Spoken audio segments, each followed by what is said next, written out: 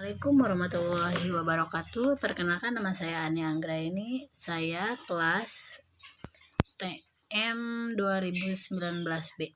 Di sini saya akan menjelaskan tentang pertanyaan-pertanyaan yang ada. Pertama, jelaskan apa yang dimaksud dengan diagram fasa. Diagram fasa ialah suatu diagram atau grafik di mana dia menjelaskan tentang fase-fase yang sebuah material dalam suatu kondisi untuk semua operasi, diantaranya dalam perlakuan panas, di mana diagram fasa ini harus dalam kondisi kesetimbangan, di mana seimbang. Di mana apa itu yang dimaksud dengan seimbang? Di mana diagram ini terpakai untuk mengetahui, untuk memprediksi banyak aspek-aspek yang terhadap sifat material, sebuah material dengan cara seimbang. Mengapa harus seimbang? Di sini karena dalam keseimbangan itu sangat diperhatikan, di mana keseimbangan lebih untuk mengetahui sebuah hasil lebih akurat. Nomor 2, pertanyaannya, jelaskan kegunaan dari diagram fasa. Diagram fasa di sini berguna untuk yang pertama memperlihatkan fase-fase yang terjadi pada benda yang komposisinya temperatur di bawah kondisi pendinginan sangat lemah, di mana kondisi pendinginannya itu sangat lemah, lebih sedikit, jauh dari kata tinggi. Yang kedua, mengindikasikan kesetimbangan keseluruhan pada suatu unsur untuk senyawa pada unsur lain. Jadi untuk mengetahui berapa kesetimbangan pada unsur-unsur benda lain. Yang ketiga, mengindikasikan pengaruh temperatur di mana suatu panduan di bawah di setimbangan mulai pada saat benda itu mulai membeku atau pada temperatur tertentu yang membentuk terjadinya sebuah reaksi seperti itu. Yang keempat, mengindikasikan temperatur di mana perbedaan fase-fase melalui saat mencair. Jadi untuk mengetahui bagaimana terjadinya sebuah kegunaannya itu pada saat lagi mencair, proses pencairan. Yang ketiga, jelaskan diagram struktur kristal besi.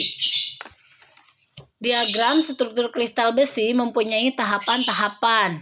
Apabila kita mencoba dari paling awal paling atas ya. Di sini yang paling atas liquid. Liquid itu terbentuk dari 2800. Udah liquid ke delta BCC, delta agak sedikit, terus turun jauh menuju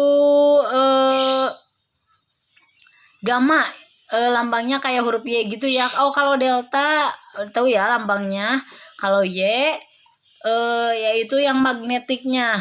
Turun lagi dikit, alpha non magnetik. Alpha non magnetik, turun lagi, turun jauh. Di sini alpha non magnetik, di mana kalau untuk secara suhunya di sini liquid itu posisinya lebih panas, lebih di atas dalam pencairannya. Kalau alpha non magnetik alpha magnetik posisinya paling rendah, di mana proses pencairannya atau lebih lama untuk prosesnya dibanding dengan liquid. Liquid sangat cepat prosesnya. Yang awal yaitu sekitar 20 derajat Celcius di ferrit perit yang paling bawah yaitu 25 derajat Celcius naik lagi ke 912 derajat Celcius, yaitu iron austenil naik lagi ke sekitar 1394 derajat Celcius, di mana peritnya mengandung delta perit.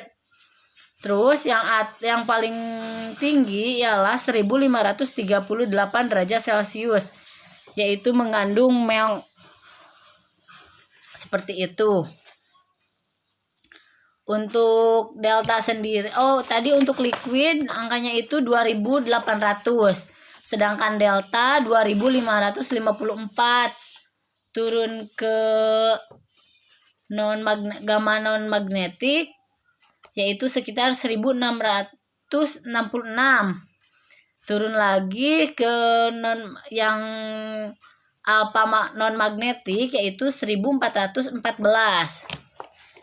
Untuk pertanyaan yang ketiga. Untuk keempat pertanyaannya yaitu jelaskan reaksi-reaksi yang ada di dalam diagram fase Fe3. Jadi yang ada di dalam diagram fase Fe3 diantaranya yaitu meliputi tentang sebuah reaksi-reaksi, diantaranya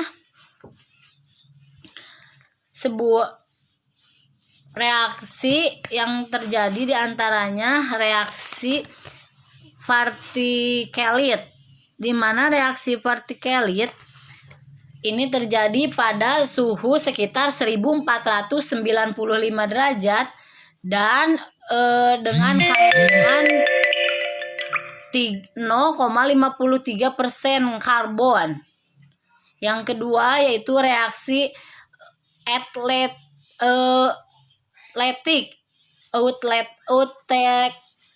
eutektik, di mana reaksi ini terjadi pada temperatur sekitar 1148 derajat Celcius.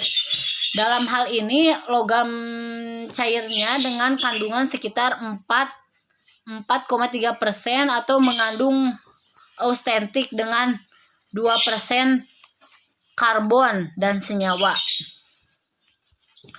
Yang ketiga yaitu reaksi eutektik, di mana reaksi ini terjadi pada temperatur sekitar 723 derajat Celcius yang mengandung austentik dengan kandungan sekitar 0,8% karbon.